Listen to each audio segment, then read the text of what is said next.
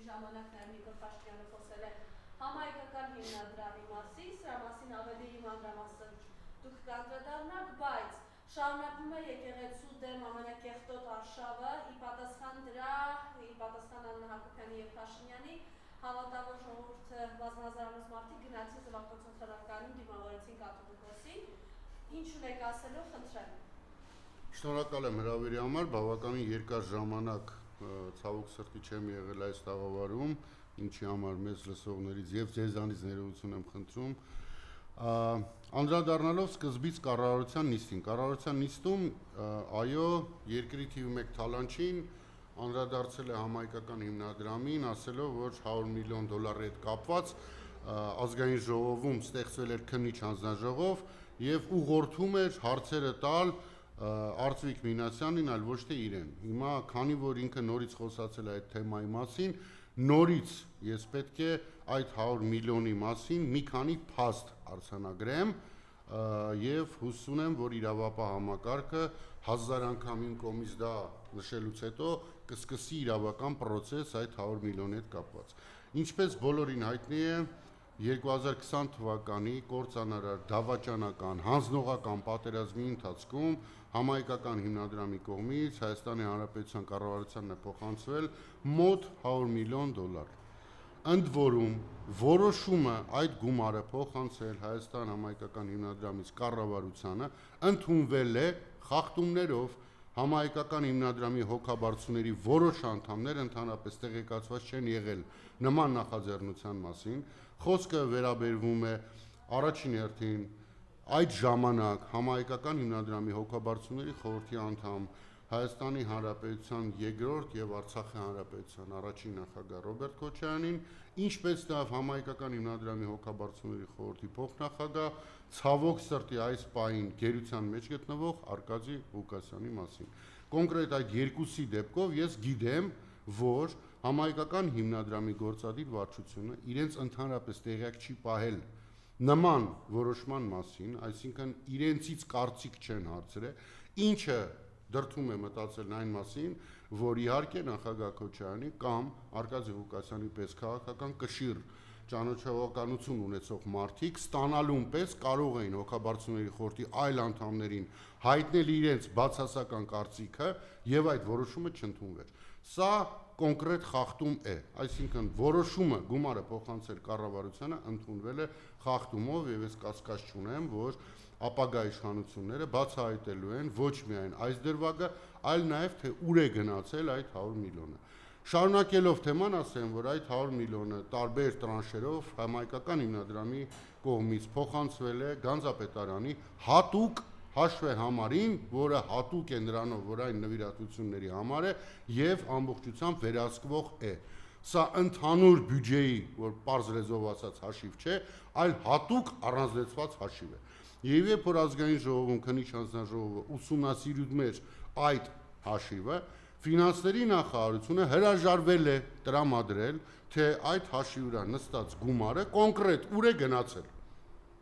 Մինչ այսօր չկա այդ տեղեկությունը, որ այդ փողը հիմնադրամից եկել նստել է այդ կոնկրետ առանձնացված հաշվի համարին, դրանից հետո այդ փողը ուր է գնացել։ Դրա փոխարեն կառավարությունը տվել է ինչ որ հաշվետվություն, որը ոչ մի կերպ կապված չէ հիմնադրամից փոխանցած գումարների հետ, օդում հաշվետվությունա Հայաստանի Հանրապետության բյուջեով իրականացված ծախսերի։ Դրա համար երբ որ գլխավոր գողավազակը, գլխավոր դավաճանը խոսում է նրա մասին, որ որևէ խնդիր չկա այդ 100 միլիոնի հետ, նա լկտիաբար խափում է։ Այդ գումարը մեծ հավանականությամբ գողացված է, լափված է, իր բառերով ասեմ, եւ մյուս իշխանության օրոք միանշանակորեն ամեն ինչ ուսումնասիրվելու է եւ այդ գումարները բերվելու են ետ դեպի համահայկական հիմնադրամ։ Սա ինչ վերաբերվում է այդ մասին։ Կառավարության նիստի ընթացքում նաեւ մի ուշագրավ նորություն հայտարարեց ԲՏԱ նախարարը կամ ինչպես ավելի շատ եմ սիրում իրեն դիմել, դա Kinder Surprise-ը, որը հայտարարեց, որ Հայաստանում 2026 թվականին պլանավորվում է կառուցել շուրջ $500 միլիոն ներդրումային ֆոնդ ունեցող արհեստական բանականության հետ կապ ունեցող ինչ որ գործարան։ Եվ երբ որ նա նշում էր ներդրողների անունները, ես չկարողացա զարմանքս ուղակի թաքցնեմ, երբ որ լսեցի Նուբար Աֆեյանի անունը։ Ու մարդկանք, որոնք մեզ դիտում են, երևի լավ չգիտեն ով է Նուբար Աֆեյանը։ Նուբար Աֆեյանը այսօր Բաքվում շինց ու դատական գործով դատվող Ռուբեն Վարդանյանի ամենամտերիմ ընկերն է։ Հիմա իմ մոտ հարց է ծագում, կամ ԲՏԱ նախարարը խաբում է, կամ Նուբար Աֆեյանը սրիկայություն անում, որովհետև որոշում է համագործակցել այն մարդկանց հետ, որոնք մատը մատին չեն խփում իր ընկերոջը գերությունից ազատելու համար։ Երկու դեպքում էլ խայտառակ բան է, երկու դեպքում էլ։ Չնայած չեմ բացառում, որ այս գործարանը եւ Աչափնյակի մետրոն մոտավորապես նույն պրոյեկտերն են։ Երկուսի մասին խոսալու են, ոչ շիմանը չեն անելու։ Սա ինչ վերաբերվում է այսօրվա կառավարության նիստին։ Անցնելով մեր հայ առաքելական եկեղեցու հանդեպ այս անհայրենիքների, այս դավաճանների, այս թրքահպատակների հարձակմանը։ Տեսեք, քանի որ մենք չունենք 100%-անոց տեղեկատվություն, թե ինչ է իրականում պլանավորել այս իշխանությունը, մենք կարող ենք ուղղակի ենթադրել եւ տարբեր վարկածներ առաջ քասել։ Առաջի վարկածը իհարկե կապված է Վեհապար Հայրապետի Արցախին օժանդակելու, Արցախի հարցը տակ պահելուն, հակադրվելուն։ Իհարկե դրան է ուղղված։ Սա առաջի վարկածն է, որ Շվեյցարիայում տեղի ունեցած համաժողովը չի մարսել Ադրբեջանը եւ Թուրքիան, եւ Նիկոլը ամեն կերպ փորձում է իր տերերի մոտ արդարանալ, ասելով, որ սա ես չեմ բանարել, եկեղեցին է, տեսեք, հեսա եկեղեցուն ինչ օրն եմ գցելու։ Սա մեկ, սա ոչ թե առաջի վարկածն է, այլ սա 100%-ով մեկ բաղադրիչն է եկեղեցուն հարձակվելու պատճառներից մեկն է։ Երկրորդ պատճառը գաղտնիք չէ, որ նախագահ Քոչարյանի վերջին ասուլիսից հետո, ոչ թե հարցազրույցից, այլ ասուլիսից հետո ամբողջ քաղաքական դաշտը տակնու վրա է եղել։ Ամբողջ քաղաքական դաշտը։ Իհարկե ողջունելի է, որ բոլորով մտահոգվել են նրանից, որ նախագահ Քոչարյանը կրկին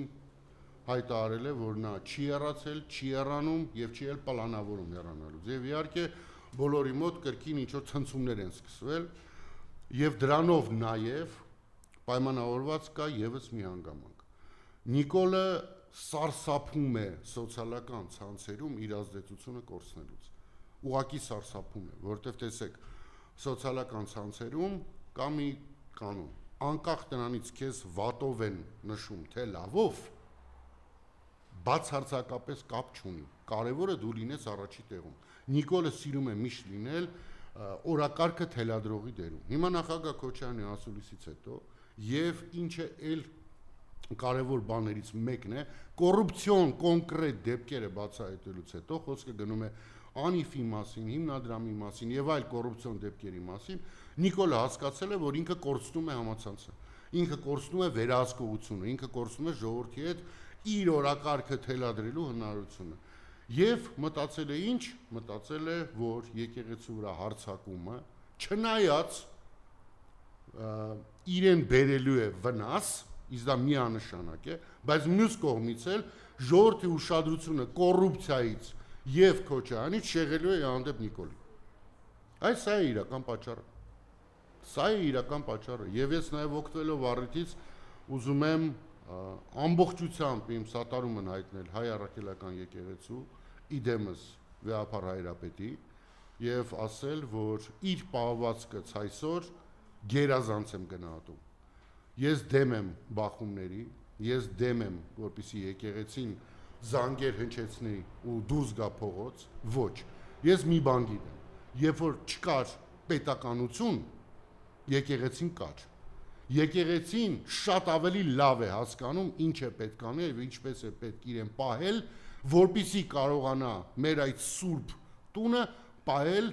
առանց որևէ խնդիրների։ Հիմա եթե վաղը Վեհապար Հայրապետը կամ բոլորը միասին որոշեն, որ պետք է գնալ ինչ-որ քայլերի, ապա ես միանշանակ կանգնեմ իրանց կողքին կանգնած։ Միանշանակ։ Ես կարծում եմ, որ եկեղեցուն խորհուրդներ տալ պետք չէ, որովհետև կրկնում եմ, երբ որ չկար հայկական պետականություն, եկեղեցին կար։ եւ եկեղեցին այս 1700 տարին ապացուցել է, որ կենսունակ է եւ կարող է լուծել իր արժեվ դրված խնդիրները։ Երբ որ կզգա եկեղեցին մեր օգնության կարիքը, միանշանակ ինպես տասնյակ հազարավոր, 100,000-ավոր մարդիկ կլինեն եկեղեցու կողքին։ Դրա համար այս պահին ասում եմ, որ Նիկոլը ուղղակի օրակարգ է շեղում, Նիկոլի համար կործանարար է կոռուպցիայի թեման, կործանարար։ Հիշեք, որ Նիկոլին այդ սակավաթիվ աջակցությունը, որ դեռևս նա ունի, այդ սակավաթիվ աջակցությունը հոդս է ցնդելու, հենց մարդիկ հասկանան եւ տեսնեն, որ Նիկոլը իրականում գողավազակ է։ Ընդ որում գողանում է ամեն ինչ, երազանքներից մինչև հայրենիք։ Փողը ամենափոքր բանն է, որ գողացել է այս 8 տարվա մեջ, որտեվ հայրենիք է գողացել, որը գումարով չափել չի ստացվի։ Այո, կան որոշ հաշվարկներ, որ Արցախի հանրապետության կորուստը Հայաստանին բերել է շուրջ 100 միլիարդ դոլարի, ուշադիր, 100 միլիարդ դոլարի կորուստ, բայց այդ կորուստը անվերականգնելի է, հայրենիք է կորցրել։ Դա քիչ է, ինքը դեռևս համոզում է բոլորին, որ չի էլ կարելի երազել հետ բերելու մասին, որտեղ ըստ իրա դա կործանարար է։ Այդ հենց իշխանություն ունենք, իշխանություն, որը օրակարգեր փոխելու համար պատրաստ է կռվի մեջ մտնի մեր սրբության, մեր եկեղեցու հետ։ Ընդ որում, ուզում եմ նաև իրավապահ համակարգի աշխատակիցների ուշադրությունը գրավել այս հանգամանքի վրա։ Նիկոլը եւ իր ուսապարկերը կոնկրետ խախտում են Հայաստանի Հանրապետության սահմանադրությունը, ներքաշվելով եկեղեցու ներքին գործերի մեջ։ Սա կոնկրետ քրեական հանցագործություն է, սա Հայաստանի Հանրապետության սահմանադրության խախտում է։ Եվ երբ որ իշխանությունը փոխվի, թե գլխավոր դատախազը, թե ԱԱԾ-ի պետը, թե մնացածը պատասխան եք տալու նրա համար, թե ինչի չեք նախաձեռնել քրեական վարույթ այս բանով, այս եկեղեցու վրա հարձակումով։ Պատասխան տալու ժամանակը մոտենում է եւ միանշանակ պատասխանելու եք այդ ամեն ինչի համար։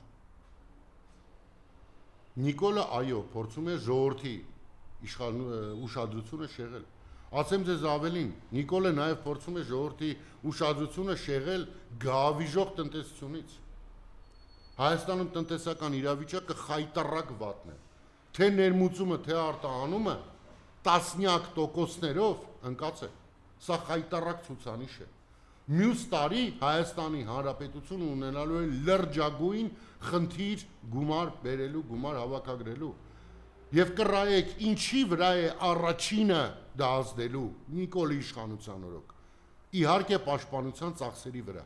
Ես կասկած չունեմ, որ գումարի բացակայության դեպքում Նիկոլը ոչ թե եթերա մտնելու ժողովրդին ու ասի եկեք ձեզ 5 ամիս թոշակ չտամ, բայց մեր բանակը հզորացնեմ, այլ հակառակը ինքը սուս է մնալու,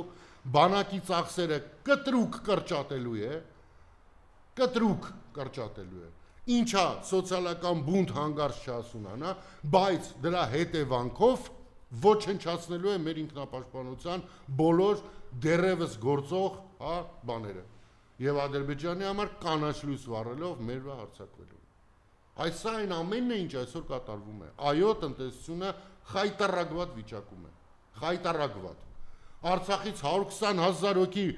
բռնատեղանված մարդիկ ակնհայտ է, չէ՞ որ գալու են Հայաստան եւ իրանց բավականին մեծ մասը պետք է ստիպողաբար գործի տեղավորվի, որ տուն պայի։ Հիմա այս ապուշները դրել են, ասում են ամենամեծ ռեկորդն են գրանցել օրինական գրանցված աշխատողների։ Դու անասուն, բա 120,000 հոգի Արցախից բերել ես Հայաստան, բա պարզած թե աճ կլինի աշխատողների։ Պարզա կլինի այդ աճը։ Ինչ գնով։ Հայրենիք հանձնելու գնով։ Վաղնի Սյունիքը կհանձնես, կասես Երևանի բնակչությունը, չգիտեմ, 80,000-ով ավելացել է։ Կամ Երևանում աշխատատեղերը 80,000-ով ավելացել են, չասելով, որ մի եկյա տարածաշրջան ես հանձնել։ Այդ է քո պահվածքը։ Հիմա կարճ անդրադառնամ ինձ համար օրակարգ չկազմող, բայց տարբեր մարդկանց համար օրակարգ կազմող իմպիչմենտի թեմային։ Անկեղծ ասեմ, իմ համար իմպիչմենտի թեմա գոյություն չունի, որտեղ իմպիչմենտի process չկա։ Իմպիչմենտի process-ը իմ համար դա գեներացված փողոցն է։ Դա փողոցում տասնյակ հազարավոր մարդկանց ներկայությունն է։ Միայն այդ ժամանակ հնարավոր կլինի խոսալ իմպիչմենտի մասին, անկախ դրանից 5 ստորագրությունա, 57 ստորագրությունա, թե 145, մինչև փողոցում չգեներացվի լրջագույն պայքար, իմպիչմենտը տեղի չունենա։ Ես միանշանակորեն այս վերջի օրերում համոզվում եմ, որ կրկին այս թեման ոչ թե Նիկոլին հեռացնելու, այլ նախագահ Քոչարյանի ղեկավարած Հայաստան Դաշինքը վարկաբեկելու կամ իրենց ռեյտինգի վրա ազդելու համար է հնարած։ Լավ չես նստում շախմատ խաղալու ու հակառակորդիդ բոլոր քայլերը ի սկզբանե ասում, ու հետո ասում ես դե արի սկսենք խաղալը։ Խոսքը գնում է իմպիչմենտի մասին։ Այսինքն դուք հիմիկվանից Նիկոլին ասում եք, որ այո, մենք աշխատելու ենք քո падգամավորների վրա, ու հետո նոր փողոց է գեներացնում, Նիկոլին ժամանակ եք տալի, որ ինքը շատ ավելի լավ պատրաստվի, որ ինքը շատ ավելի խիստ վերաբերվի իր падգամավորներին, որ ինքը շատ ավելի խիստ վերահսկի իր падգամավորներին։ Ես կարծում եմ, սա պետք է գաղտնի լիներ։ Սա պետք է գաղտնի լիներ, այդ աշխատանքը պետք է գաղտնի տարվեր։ Եթե դու այդ աշխատանքի մասին բացահայտ խոսում ես, դու բոլոր խաղաքարտերդ բացում ես։ Բազմաթիվ անգամներ մարդիկ ասում են, այ ծրագիրը ժողովրդի իմանա դուրս կգա փողոց։ Դա ասողները առնվազն չեն հասկանում քաղաքականությունից որևէ բան։ Չի կարող ամբողջ ծրագիրը բացահայտված լինի, որտեղ եթե դու բացահայտում ես ամբողջ ծրագիրը, ապա քո թշնամին այդ ծրագիրը ի սկզբանե կոտրում է։ Չես կարող դու բացահայտել բոլոր քարտերը։ Իսկ թե ինչ ենք անում, ասում ենք, հեսա գնում ենք 52 ձեն ստանանք։ Այդ 52 Նիկոլը նախ ոչ մեկը չի տալու դրանցից ձեն, այդ մեկ, երկրորդը Նիկոլը հիմա այսօրվանից սկսած կամ երեկվանից սկսած բոլորին համ լսելու է, համ հետևելու է, այդ ոնց է այդ ստորագրությունները բերելու։ Ինչ է դրա մասին ընդհանրապես հիմա խոսում։ Պրոցեսի սկզբում դուք ասում էիք, որ լավ, եկեք ինչ տարբերություն, եկեք սկզբում էս թուղթը լինի, հետո սկսենք փողոցայինը, շատ լավ, դե սկսեք փողոցայինը։ Հիմա ես էլ ամեն օր մտնեմ առավոտը Facebook-ում գրեմ ուր է իմպիչմենտը, ինչի փողոցներում մարդ չկա, ինչի չկա փողոցային պայքար։ Ես ճիշտ ասած ավելի լուրջ անելու բաներ ունեմ։ Եթե նպատակը Նիկոլին իշխանությունից հեռացնելն է, ապա պետք է գեներացվի փողոց։ Հիմա, եթե ձեր նպատակը Հայաստան Դաշինքին խփելն է, ապա դուք ամեն ինչ ճիշտ եք անում։ Ուղղակի չեք հաշվի առնում մեկ բան, որ չի ստացվում։ Չի ստացվում։ Որտեւ անկախ դրանից այդ ցուցակի վրա 6 հոգի է ստորագրել, թե 30, մեկը պետք է փողոցի գեներացիա։ Եվ ես բազմիցս ասել եմ, որ ես չեմ հավատում, որ ԿՊԱ-կան 20 падգամավոր կստորագրի այդ թղթի տակ։ Ես ավելի շատ հավատում եմ նրան, որ մեկ ԿՊԱ-կան, այսինքն Նիկոլ Փաշինյանը հրաժարական կտա։ Որովհետև process-ը նույնն է, դուք փողոցով գեներացնելու եք մեծ ալիք, եթե ձեզ հաջողվի, Աստված տա հաջողվի, այդ մեծ ալիքի ներքո, եթե մենք հասնում ենք նրան, որ ոստիկանապետը զեկուցում է Նիկոլին, որ ինքը վիճակին այլևս չի տիրապետում, Նիկոլը հենց այդ բանին փախնում է Հայաստանից կամ հրաժարական է տալի, այլ տարբերակ չկա։ Հիմա եթե դուք հասել եք այդ վիճակին, էլ այդ 20 ստորագրությունը ում է պետք։ Իրականում հասկացեք, բոլորիս պայքարը Նիկոլի դեմ է, ու ես հույս ունեմ, որ այդպես է։ Եթե Նիկոլի դեմ է պայքարը, ապա թարգտվեք այդ առավոտվանից տենում եմ, փաստորեն Հայաստան Դաշինքը չմիացավ իմպիչմենտին։ Լավ, ինչքան պիտի զուր կնես քաղաքական որևէ մտածելակերպի պես, որ նման բան ասես։ Կամ ինչքան պիտի անմեղսունակ լինես, որ ասես, որ նախագահ Քոչարյանը փաստորեն Նիկոլին պահում է։ Առնվազն անբարոյական լինես, որ տենց բան ասես, դա մեկ, եւ երկրորդը գիժ պետք է լինես, որ տենց բան ասես։ Երբ որ նախագահ Քոչարյանը պայքարում էր Նիկոլի դեմ, այդ ասողների մեծ մասը իր ստաներում նստած էին։ Մինչդեռ նախագահ Քոչարյանը նստած էր բանտում։ Սա պետքա բոլորդ հասկանաք։ Ես անձնապես որպես Հայաստանի Հանրապետության քաղաքացի մարդ, ով դեմ է Նիկոլին, միանշանակում եմ իր հեռացմանը, բայց ես չեմ կարծում, որ իմպիչմենտը ավելի ճիշտ գործիք է, կամ Նիկոլի հրաժարականը։ Ասեմ ավելին, աշխարհում չկա նախադեպը պարլամենտական երկրում վարչապետի հեռացման իմպիչմենտի բանով։ Չկա։ Գիտեք ինչի։ Որտեղ պարլամենտական երկրում իմպիչմենտ կարա հայտարարի մենակ իշխող կուսակցությունը, որտեղ իրանք են, կայուն մեծամասնություն են։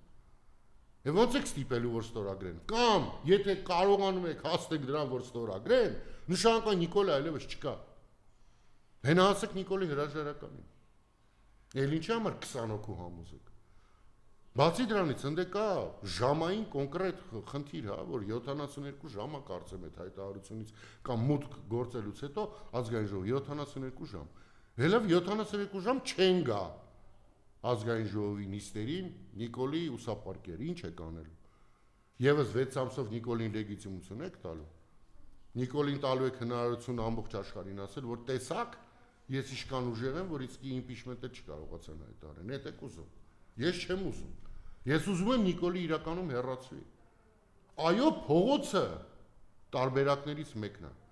Արդյոք ես հավատում եմ, որ կարող ենք փողոցով, քիչ, բայց հավատում եմ, քիչ, բայց հույս ունեմ։ Բայց այդ փողոցը գեներացնել է պետք, եւ այդ փողոցը մի կապեք իմպիչմենտի հետ։ Հիմա այսինքն եթե Հայաստան դաշինքը հայտարարում է, որ ունեք այախբեր, ունեք այդ 26-ը, 28-ը ստորագրություններ ունեք, մյուս քայլը ո՞րն է։ Փոխանակ ասեն, որ մյուսը մենք հիմա դուրս են գալի փողոց, ասում են փաստորեն Հայաստան դաշինքը չի միանում։ Այախբեր Հայաստան դաշինքը հայտարարել է, միանում եմ։ Հիմա ձեր նպատակը այդ ստորագրություններն է, թե փողոց գեներացնելը։ Մի շատ հետաքրքիր բան էլ վարչապետի տեխնացու Դավիթ Համբարձումյանի վերաբերյալ անձնապես ծանոթ չեմ, միայն լավն եմ լսել մասին, բայց շատ հետաքրքիր բան, հա, երբ որ Դավիթ Համբարձումյանի մասին որոշ մարդիկ խոսում են, իր ամենամեծ առավելություններից մեկը նշում է նա, որ նա հաղթել է Նիկոլին ընտրություններում։ Ու այդ նույն մարդիկ, նույն հետո կամ դրանից առաջ ասում են Նիկոլին ընտրությունները վաղտել անհնար է։ Եվ կողմնորոշվեք էլի։ Ես էլ ասում հնարավոր է Նիկոլին ընտրությունները վաղտել։ Իրոք հնարավոր է, բայց դրա համար ոչ թե իրար վրա կեղտ է պետք լցնել, այլ աշխատել սեփական ռեյտինգի վրա, աշխատել ժողովրդի հետ, օր ու գիշեր մարզերով ֆռալ, գյուղ առ գյուղ գնալ, մարդկանց աչքերը բացել, այլ ոչ թե թոս փչել մարդկանց երեսին։ Սա ամենավտանգավորն է, երբ որ ընդդիմությունը սկսում է թոս փչել մարդկանց երեսին։ Կրկնում եմ, եթե իմպիչմենտը նախատեսում է փողոցային պայքար, ապա սկսեք այդ փողոցային պայքարը։ Ես կմիանամ, միանշանակ։ Բայց ասել, որ Հայաստան դաշինքը չի միանում, մեղմ ասած սուտ է։ Հայաստան դաշինքը պաշտոնապես հայտարարել է, որ միացած է այս process-ին։ Հիմա եթե ձեզ միայն այդ ստորագրություններն են հետարկում, ուրեմն դուք ոչ թե process-ն եք ուզում, այլ ստորագրությունները։ Քանզի եթե process-ն է ձեզ հետարկիր, ապա process-ը նախատեսում է փողոցային պայքար։ Ու կրկնվում եմ, բայց փողոցային պայքարի հաջողված լինելու դեպքում impeachment-ի որևէ բան պետք չի լինելու, որտեղ եթե փողոցային պայքարը հաջողվի, ապա Նիկոլը կտա հրաժարական կամ կփախնի երկուսից մեկը։ Այդ ժամանակ ազգային ժողովը կընտրի նոր վարչապետ ժողովրդի ճնշման ներքո։ Միևնույն է impeachment-ին չի հասնելու։